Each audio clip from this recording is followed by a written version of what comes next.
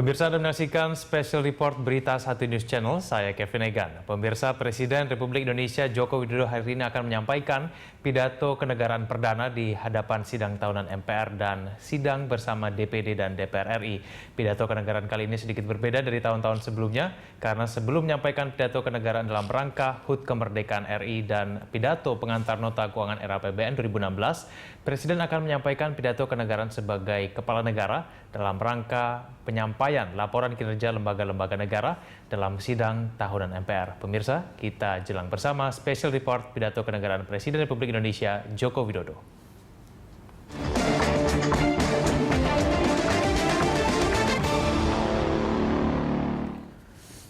Pemirsa, kita akan langsung melihat bagaimana situasi dan kondisi di gedung MPR dan DPR. Pidato kenegaraan Presiden sebagai kepala negara dalam rangka penyampaian laporan kinerja lembaga-lembaga negara di hadapan sidang tahunan MPR. Maha Esa, karena atas limpahan rahmat dan karunia-Nya, kita semua masih diberikan kekuatan dan kesehatan untuk menjalankan tugas konstitusional serta pengabdian kepada bangsa dan negara Indonesia.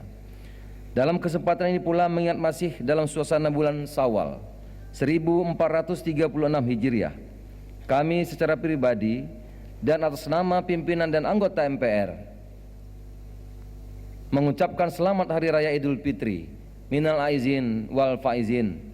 Mohon maaf lahir dan batin kalau selama ini kami belum optimal dalam melaksanakan tugas. Sejak terjadinya perubahan Undang-Undang Dasar Negara Republik Indonesia tahun 1945, telah terjadi reposisi terhadap kedudukan lembaga-lembaga negara. Perubahan tersebut dalam rangka menjaga dan memperkukuh kedaulatan rakyat, sebagaimana diatur dalam ketentuan pasal 1 ayat 2 Undang-Undang Dasar Negara Republik Indonesia tahun 1945 yang berbunyi, kedaulatan berada di tangan rakyat dan dilaksanakan menurut Undang-Undang Dasar. Pasal 1 ayat 2 ini dimaksudkan untuk meneguhkan paham kedaulatan rakyat yang dianut negara Indonesia, karena pelaksanaan kedaulatan rakyat tidak lagi dijalankan sepenuhnya oleh sebuah lembaga negara, yaitu MPR, yang sebelumnya berkedudukan sebagai lembaga tertinggi negara. Kini MPR telah mengalami perubahan sehingga kedudukannya sama dan sederajat dengan lembaga negara lainnya. Yang membedakan antara satu lembaga negara dengan lembaga negara lainnya adalah wewenang dan tugas sebagaimana yang diatur di dalam Undang-Undang Dasar. Lembaga-lembaga negara adalah pelaksana kedaulatan rakyat yang menjalankan wewenang dan tugasnya menurut ketentuan Undang-Undang Dasar sebagai wujud pertanggungjawaban kepada rakyat selaku pemegang kedaulatan. Kinerja lembaga-lembaga negara dalam menjalankan tugas dan wewenangnya perlu disampaikan kepada rakyat, supaya rakyat mengetahui sejauh mana lembaga-lembaga negara sebagai pelaksana kedaulatan rakyat telah menjalankan tugas dan wewenang sesuai amanat Undang-Undang Dasar Negara Republik Indonesia tahun 1945. MPR sesuai dengan kewenangannya mengubah dan menetapkan Undang-Undang Dasar. MPR sebagai lembaga yang mewadahi unsur perwakilan politik dan perwakilan daerah memiliki legitimasi untuk memfasilitasi, sekali lagi memfasilitasi kesesuaian antara jalannya penyelenggaraan negara oleh seluruh lembaga negara dan tujuan negara yang didasarkan pada Undang-Undang Dasar Negara Republik Indonesia tahun 1945. Terlaksananya sidang ini setelah melalui proses yang panjang, setelah melalui serangkaian rapat gabungan. Rapat gabungan adalah rapat tertinggi di MPR sebelum rapat paripurna, yaitu rapat pimpinan MPR dengan perwakilan 10 fraksi sebagai representasi dari 10 partai politik yang ada di MPR bersama kelompok DPD di MPR. Disepakati untuk merencanakan, mempersiapkan, memantapkan pelaksanaan sidang tahunan MPR ini. Kemudian pimpinan MPR bersama pimpinan fraksi dan pimpinan kelompok DPD menindaklanjuti hasil rapat-rapat gabungan tersebut dengan melakukan silaturahim dengan Presiden Republik Indonesia pada tanggal 3 Juli 2015 dan pimpinan lembaga negara yaitu DPR, DPD, BPK, MA, MK, dan KAI pada tanggal 9 Juli 2015 mengenai rencana sidang tahunan MPR ini. Dalam pertemuan silaturahim tersebut, Presiden secara langsung menyampaikan dukungannya terhadap sidang MPR. Begitu juga pimpinan lembaga negara menyambut baik dan mendukung penyelenggaraan sidang tahunan MPR ini.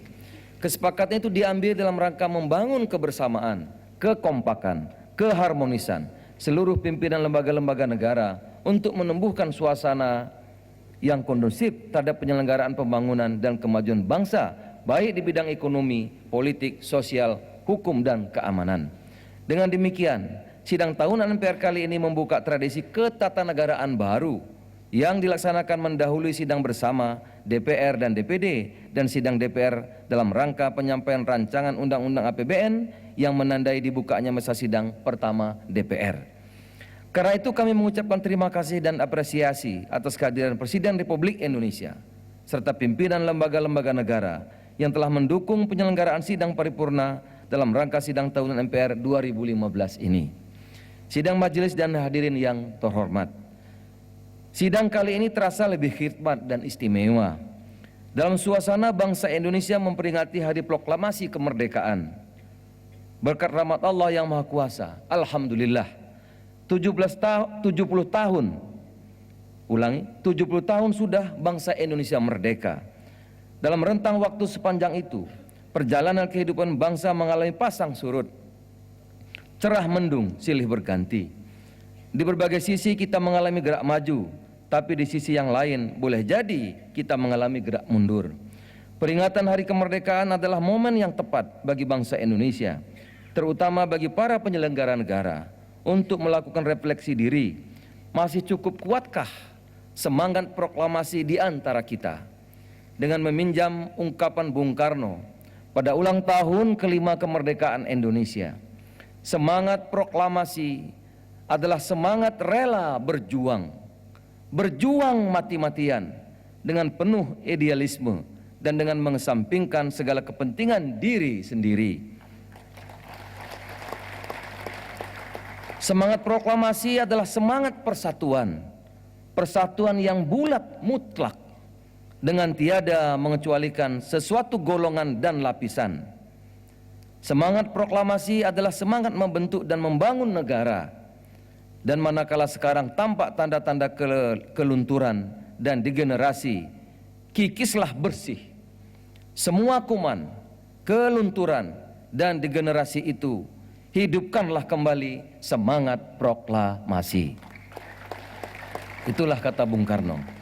Sebagai perwujudan dari semangat berjuang, semangat persatuan, dan semangat membangun, Majelis Permusyawaratan Rakyat merasa perlu mengambil inisiatif membentuk tradisi baru dengan mengajak seluruh pimpinan lembaga negara untuk duduk bersama, urun rembuk, melaporkan perkembangan kenegaraan di berbagai bidang kepada seluruh rakyat Indonesia melalui sidang paripurna MPR ini. Sidang majelis dan hadirin yang terhormat, dalam konteks kekinian, proklamasi kemerdekaan ini menjadi momentum bagi bangsa Indonesia untuk lebih memantapkan penataan, pembenahan terhadap berbagai permasalahan bangsa, mulai dari kasus-kasus korupsi, konflik horizontal, konflik vertikal, penegakan hukum, pengangguran, sampai kepada kemiskinan yang kita hadapi. Oleh karena itu dibutuhkan upaya yang serius dan berkesinambungan untuk terus memantapkan semangat nasionalisme, patriotisme, dan cinta tanah air, serta pluralisme yang saat ini banyak mempengaruhi kehidupan berbangsa. Indonesia memiliki kebinekaan ras, suku, agama, bahasa, budaya yang tersebar di seluruh pelosok tanah air. Keberagaman tersebut menjadi modal dasar terbangunnya kebersamaan, keharmonisan dalam satu bangsa dan satu tanah air, yaitu Indonesia. Jiwa dan semangat persatuan dan kesatuan merupakan prasyarat tangguhnya bangunan nasionalisme, patriotisme, dan spirit pluralitas bangsa. Hal ini sesuai dengan dan sejalan dengan kegiatan 4 pilar MPR yang dilakukan oleh MPR RI, yaitu memasyarakatkan Pancasila sebagai dasar dan ideologi negara, Undang-Undang Dasar Negara Republik Indonesia 1945 sebagai konstitusi negara, Negara Kesatuan Republik Indonesia sebagai bentuk negara, dan Bhinneka Tunggal Ika sebagai semboyan negara yang menjadi dasar dalam meningkatkan wawasan kebangsaan, memantapkan komitmen untuk memelihara keutuhan bangsa, serta tetap tegaknya kedaulatan negara kesatuan Republik Indonesia. Kami menyambut baik Gerakan Nasional 70 Tahun Indonesia Merdeka yang dicanangkan oleh Presiden Jokowi dengan tema Ayo Kerja dan bertekad untuk menjadikan 70 tahun Indonesia merdeka sebagai titik tolak mewujudkan cita-cita kemerdekaan Indonesia ke depan. Kami harapkan gerakan Ayo Kerja akan menjadi gerakan nasional dan gerakan yang nyata serta diharapkan mampu membangkitkan semangat rakyat dalam mewujudkan cita-cita kemerdekaan Indonesia. Hal ini sejalan dengan kampanye MPR mewujudkan Indonesia baru dengan tema Ini Baru Indonesia. Kita bersyukur bahwa di ulang tahun ke-70 ini, di samping kekurangannya, Indonesia telah mencapai kemajuan dalam berbagai bidang, sehingga kita mampu berdiri tegak di hadapan bangsa-bangsa lain di dunia. Kita juga bersyukur karena sejak 17 tahun yang lalu, kita mampu melaksanakan reformasi di berbagai aspek kehidupan bangsa, menuju tatanan kehidupan demokrasi, sehingga sejarah telah mencatat Indonesia telah menjadi negara demokratis. Semua itu terjadi karena kita menyadari bahwa kunci kebangunan bangsa, kunci kemajuan bangsa adalah sumber daya manusia yang berkualitas. Bapak Ibu yang terhormat, kita punya pengalaman membangun yang harus menjadi pelajaran bagi bangsa Indonesia. Pada era 70-an, era 80-an, kita mengandalkan pembangunan pada ekspor kayu dan hasil-hasil hutan. Tetapi pembangunan ekonomi yang hanya berdasarkan sumber daya alam mentah tidak berkesinambungan. Ekspor kayu sudah merosot dan tidak lagi menghasilkan devisa yang cukup. Tetapi kita masih merasakan dampak negatif kerusakan lingkungan, banjir, longsor dan sebagainya. Pada era 90-an dan sampai sekarang, lagi-lagi kita juga mengandalkan pembangunan ekonomi pada ekspor sumber daya alam mentah seperti batu bara dan tambang mineral. Tetapi pembangunan yang berdasarkan sumber daya alam ini juga tidak berkesinambungan karena rentan terhadap gejolak harga internasional sehingga melemahkan ekonomi, menurunkan ekspor, membuat nilai tukar sangat rapuh seperti sekarang ini. Tantangan masa depan Indonesia memang terletak pada kemampuan sumber daya manusia yang kompetitif, menguasai ilmu pengetahuan dan teknologi di berbagai bidang, terutama dalam bidang-bidang yang strategis seperti teknologi pangan, teknologi energi, transportasi, baik darat, laut maupun udara. Karena di bidang-bidang tersebutlah kebutuhan dan tantangan nyata yang dihadapi bangsa kita.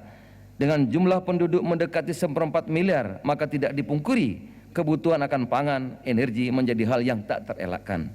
Sementara kebutuhan transportasi jelas amat diperlukan, karena Indonesia merupakan negara maritim terbesar di dunia yang membutuhkan wahana transportasi selain kapal, kereta api, juga pesawat terbang yang dapat menghubungkan berbagai wilayah dengan cepat, aman, dan murah. Pengembangan industri transportasi pangan energi juga akan mendorong produktivitas, inovasi nasional, penciptaan lapangan pekerjaan, terbangunnya sumber daya manusia yang berkemampuan tinggi, meningkatkan devisa, memperbaiki neraca perdagangan, dan meningkatkan pendapatan negara.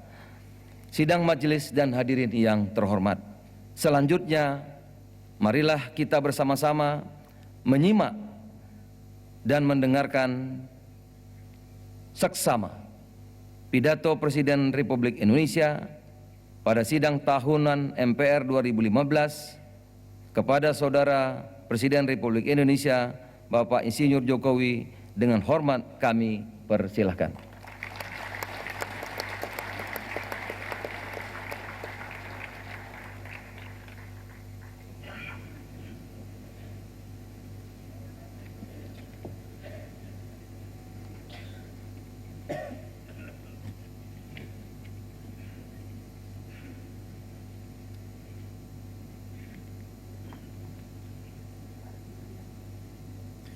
Bismillahirrahmanirrahim. Assalamualaikum warahmatullahi wabarakatuh. Waalaikumsalam warahmatullahi wabarakatuh. Selamat pagi, salam damai sejahtera untuk kita semuanya. Om Swastiastu, Namo Buddhaya. Yang saya hormati seluruh rakyat Indonesia dari Sabang sampai Merauke, dari Miangas sampai Rote. Yang saya hormati Ketua, para Wakil Ketua, dan para anggota Majelis Permusyawaratan Rakyat Republik Indonesia.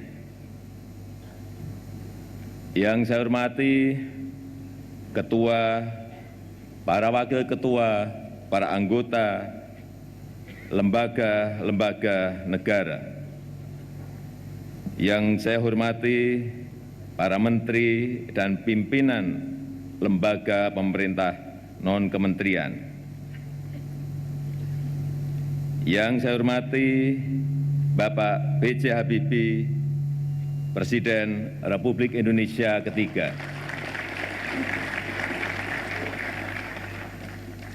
Yang saya hormati Ibu Hajah Megawati Soekarno Putri, Presiden Republik Indonesia kelima. Yang saya hormati Bapak Tri Sutrisno, Bapak Hamzahas,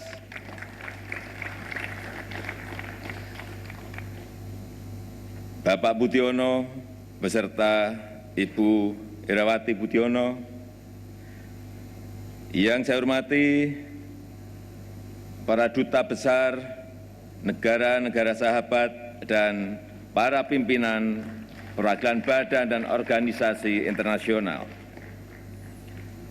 Saudara-saudaraku sebangsa dan setanah air, hadirin sekalian yang berbahagia. Mengawali pidato ini, saya mengajak hadirin untuk bersyukur kehadirat Allah Subhanahu wa Ta'ala, Tuhan Yang Maha Esa. Karena atas karunia-Nya kita dapat menghadiri sidang paripurna dalam rangka sidang tahunan Majelis Permusyawaratan Rakyat Republik Indonesia. Terima kasih kepada Majelis Permusyawaratan Rakyat yang telah menyediakan forum ini, sehingga saya dalam kedudukan sebagai kepala negara dapat menyapa seluruh rakyat Indonesia. Melalui forum ini, sebagai kepala negara, saya dapat menyampaikan laporan singkat kepada seluruh rakyat Indonesia tentang peran lembaga-lembaga negara. Selain itu, melalui forum ini terbuka ruang bagi saya untuk mengajak lembaga-lembaga negara membangun kekompakan demi memperkuat sistem pemerintahan presidensial. Saya sangat memahami bahwa setiap lembaga negara mempunyai peran sebagaimana diamanatkan oleh konstitusi.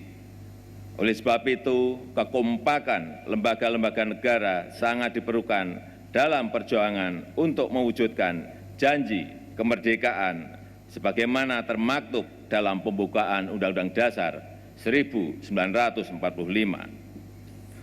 Saudara-saudara sebangsa dan setanah air, sebagai negara berdaulat, kita harus menyadari bahwa sejatinya saat ini kita sedang perang. Bukan perang fisik, seperti yang dilakukan oleh para pahlawan pejuang kemerdekaan, tetapi perang untuk memenangi perdamaian, memenangi kesejahteraan, memenangi kehidupan rakyat yang bahagia. Kemenangan perang untuk memuliakan rakyat tersebut hanya terwujud kalau seluruh elemen dalam negara Kesatuan Republik Indonesia, khususnya lembaga-lembaga negara, bersatu padu dan tidak terjebak pada ego masing-masing. Secara bersama-sama kita perkuat kedaulatan politik, kemandirian ekonomi, dan kepribadian kita. Trisakti harus menjadi strategi utama dalam membendung upaya-upaya bangsa lain untuk merongrong kedaulatan, kesejahteraan, dan karakter bangsa Indonesia. Melihat modal sosial dan modal ekonomi yang kita miliki, peluang Indonesia untuk menjadi negara maju dan sejahtera sebenarnya terbuka lebar. Indonesia mempunyai jumlah penduduk yang besar dan kreatif, kelas menengah yang semakin besar, sistem politik yang demokratis, masyarakat muslim yang moderat, dan menjadi kekuatan ekonomi ke-16 dunia dengan pendapatan produk domestik bruto sekitar 10.000 triliun rupiah. Dengan kerja keras, optimisme, dan mengubah sikap konsumtif menjadi produktif, kita akan bermartabat di antara bangsa-bangsa di dunia. Percepatan untuk menjadi negara adil makmur tersebut tentu dengan dukungan seluruh rakyat Indonesia sangat ditentukan oleh kinerja dan kekompakan lembaga-lembaga negara. Kekompakan tersebut juga akan memperkuat sistem presidensial sehingga pemerintah menjadi stabil. Dengan demikian, pemerintah akan mampu melindungi segenap bangsa Indonesia dan seluruh tumpah darah Indonesia, memajukan kesejahteraan umum, mencerdaskan kehidupan bangsa, dan ikut melaksanakan ketertiban dunia yang berdasarkan kemerdekaan, perdamaian abadi, dan keadilan sosial. Saudara-saudara sebangsa dan setanah air, sejak Kabinet Kerja dibentuk, pemerintah secara bertahap menjalankan program pembangunan nasional seperti digariskan dalam Nawacita. Pemerintah melakukan transformasi fundamental ekonomi dan mengubah paradigma pembangunan dari yang bersifat konsumtif ke produktif. Untuk mengungkit pertumbuhan ekonomi selain mendorong berkembangnya ekonomi kreatif, pemerintah fokus melakukan pembangunan infrastruktur seperti jalan tol, jalur kereta api, pelabuhan, waduk, dan pembangkit listrik. Pemerintah juga mengalihkan subsidi BBM ke sektor-sektor produktif dan jaring pengaman sosial. Kini, pemerintah sedang membagikan Kartu Indonesia Sehat, Kartu Indonesia Pintar, Kartu Keluarga Sejahtera, dan asistensi sosial untuk penyandang disabilitas berat. Pemerintah mengakui masih banyak persoalan yang menghadang kita. Sampai hari ini, ketidakstabilan harga pangan masih terjadi. Kesenjangan kaya dan miskin dan antar wilayah masih ada dan terbuka. Praktek korupsi masih berlangsung dan penegakan hukum belum sepenuhnya kokoh. Pemerintah akan bekerja keras untuk memerangi persoalan-persoalan tersebut, khususnya untuk ranah politik, terutama menyangkut pertentangan internal di beberapa partai politik. Pemerintah bersikap netral dan berharap persoalan yang ada bisa diselesaikan dengan baik. Sementara itu, perombakan Kabinet Kerja yang baru saja saya lakukan pada dasarnya adalah untuk meningkatkan kinerja pemerintah sehingga percepatan pembangunan nasional bisa terwujud. Perombakan kabinet tersebut adalah salah satu jembatan terbaik untuk mewujudkan janji saya pada rakyat, yaitu meningkatkan kesejahteraan dan kualitas kehidupan mereka. Saudara-saudara sebangsa dan setanah air, perlu diketahui semua lembaga negara di tanah air selama ini terus bekerja. MPR telah membangun tradisi politik yang baik. Menjelang pelantikan Presiden dan Wakil Presiden, pimpinan MPR melakukan silaturahim kepada tokoh-tokoh bangsa, menyampaikan undangan secara langsung kepada Presiden dan Wakil Presiden terpilih, juga kepada teman bertanding dalam Pilpres yang lalu. MPR juga sedang melakukan gerakan nasional untuk membangun karakter bangsa dengan manifesto Ini Baru Indonesia, dan terus melakukan sosialisasi Pancasila, Undang-Undang Dasar 1945, Bhinneka Tunggal Ika, dan NKRI. Selain itu, mengawali pelaksanaan wewenang yang diatur dalam Undang-Undang Dasar 1945, MPR periode 2014-2019 telah mengadakan sidang untuk melantik Presiden dan Wakil Presiden terpilih hasil Pilpres 2014. Di tengah keraguan masyarakat terhadap kesungguhan MPR untuk melantik Presiden dan Wakil Presiden terpilih, Sementara itu, DPR RI sebagai lembaga perwakilan rakyat sedang mentransformasi diri menjadi parlemen modern. Mekanisme checks and balances, fungsi legislasi, anggaran, dan pengawasan selama ini bekerja dengan baik. Pelaksanaan fungsi legislasi DPR dilakukan selaras dengan arah pembangunan hukum nasional dan berkorelasi positif dengan rencana kebijakan pembangunan politik hukum nasional. Pelaksanaan fungsi anggaran DPR dilakukan dengan senantiasa memperhatikan sistem ekonomi nasional, yaitu sistem ekonomi yang berdikari. Pelaksanaan fungsi pengawasan DPR diarahkan untuk mengawasi pelaksanaan undang-undang, keuangan negara, kebijakan pemerintah yang lebih efektif dan efisien. Saudara-saudara, DPD juga telah bekerja dengan baik untuk menjadi penyalur aspirasi dan kepentingan pembangunan daerah, sehingga postur APBN semakin berpihak kepada daerah. Aspirasi DPD untuk meningkatkan alokasi anggaran ke daerah memperoleh dukungan penuh dari pemerintah. Lahirnya beberapa undang-undang seperti Undang-Undang Nomor 32 Tahun 2014 tentang Kelautan dan Undang-Undang Nomor 13 Tahun 2012 tentang Keistimewaan Daerah Istimewa Yogyakarta merupakan inisiatif DPD Republik Indonesia.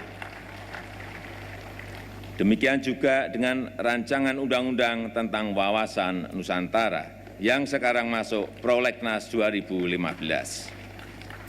Selain itu, DPD juga aktif dalam mendorong kerjasama bilateral maupun multilateral.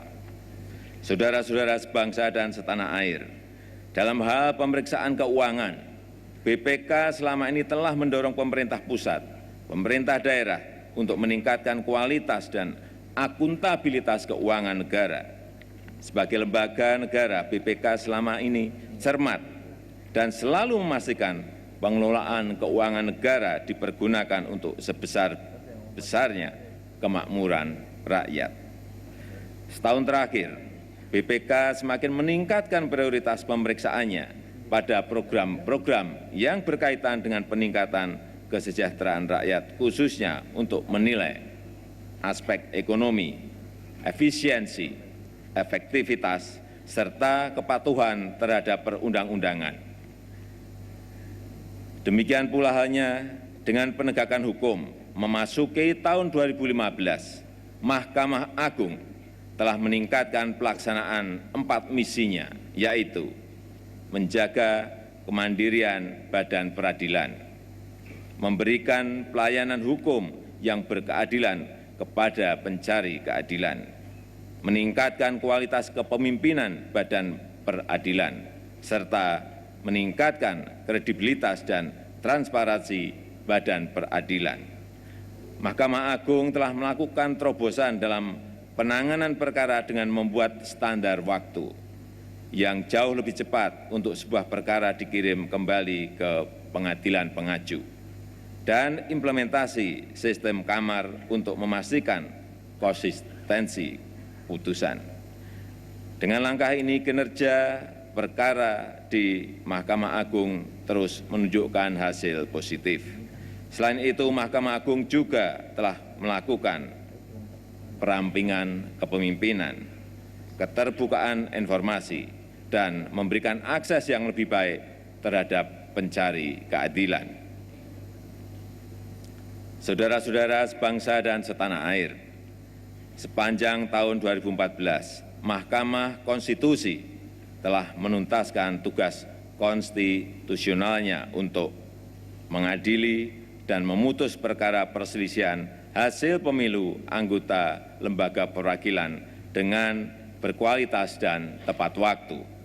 Putusan Mahkamah Konstitusi telah pula dijalankan dan menjadi dasar pembentukan lembaga perwakilan, baik Dewan Perwakilan Rakyat, Dewan Perwakilan Daerah, maupun DPRD Provinsi kabupaten, dan kota di seluruh Indonesia.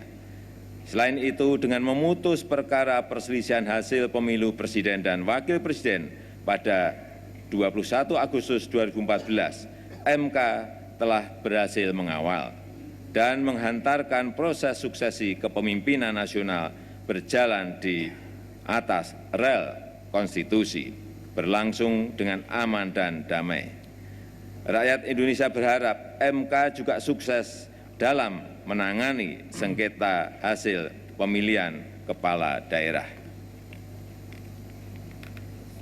Sementara itu, pembangunan hukum nasional juga ditopang oleh Komisi Yudisial berkenaan dengan wewenang pengusulan calon hakim agung. Komisi Yudisial selama ini telah menjalankan tugasnya untuk mengusulkan pengangkatan hakim agung. Komisi Yudisial juga terus menjalankan program menjaga kehormatan dan keluhuran martabat hakim dengan cara meningkatkan kapasitas hakim melalui berbagai pelatihan dengan penekanan pada kode etik, pedoman perilaku hakim, pemantauan, edukasi publik tentang peran dan kewenangan hakim, advokasi, dan mengupayakan pemenuhan kesejahteraan hakim. Komisi Yudisial juga terus melakukan pengawasan terhadap perilaku hakim, serta memutuskan benar tidaknya laporan dugaan pelanggaran kode etik hakim. Komisi Yudisial juga menyiapkan calon-calon hakim yang kompeten melalui program klinik etik dan hukum di beberapa perguruan tinggi.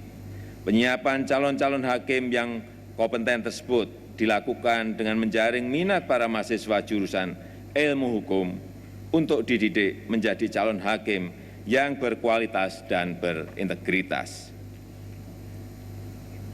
Hadirin sekalian yang saya hormati, saudara-saudara sebangsa dan setanah air, kinerja lembaga-lembaga negara yang saya sampaikan tadi merupakan bagian dari upaya luhur kita untuk meningkatkan kapasitas dan akuntabilitas pembangunan di negeri kita, agar semakin demokratis, semakin berwibawa, dan semakin bermartabat.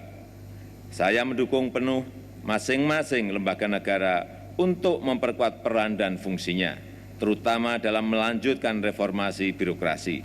Saya berharap lembaga negara makin kuat dalam memberantas korupsi sebagai bagian dari perwujudan akuntabilitas dan transparansi pemerintahan. Kita juga berkewajiban untuk saling menjaga kewibawaan lembaga-lembaga negara, saling bersinergi, dan meningkatkan kepercayaan publik nasional maupun internasional. Ingat, kita sedang berjuang untuk mensejahterakan seluruh rakyat Indonesia. Akhirnya, saya mengajak para pimpinan lembaga-lembaga negara untuk berperan lebih besar dalam memelihara stabilitas politik demi percepatan pembangunan nasional.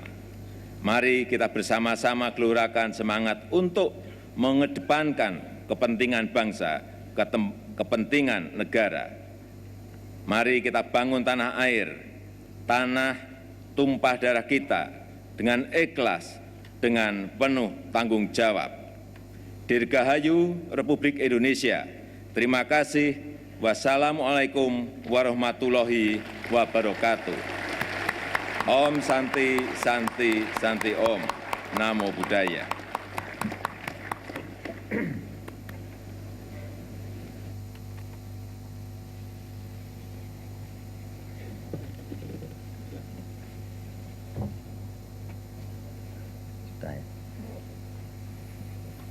Terima kasih kami sampaikan kepada Presiden Republik Indonesia, Bapak Insinyur Jokowi, selaku Kepala Negara yang telah menyampaikan laporan singkat kepada seluruh rakyat Indonesia tentang peran lembaga-lembaga negara.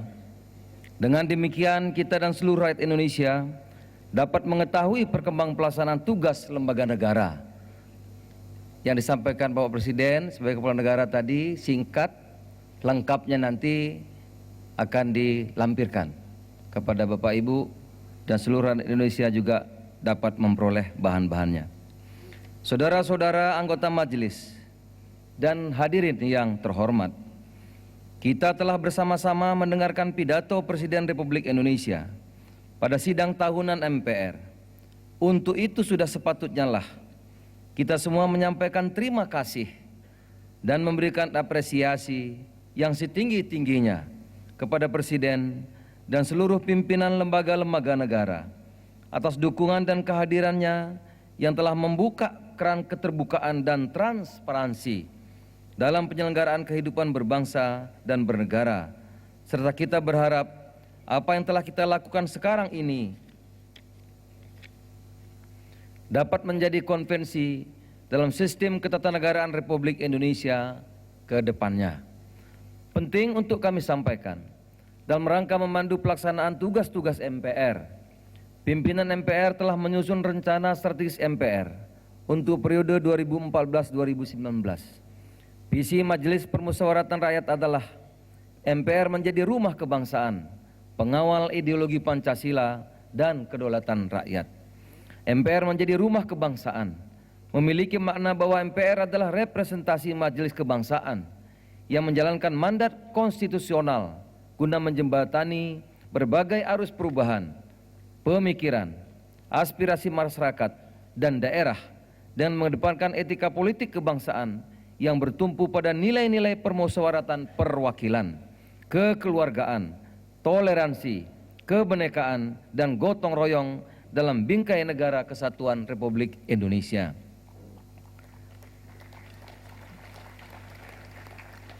MPR sebagai pengawal ideologi Pancasila memiliki makna MPR adalah satu-satunya lembaga negara, pembentuk konstitusi sekaligus pengawal ideologi negara Pancasila agar tetap hidup menjadi bintang pemandu dalam penyelenggaraan kehidupan bermasyarakat, berbangsa, bernegara dalam mewujudkan tujuan negara Republik Indonesia yang kita cintai.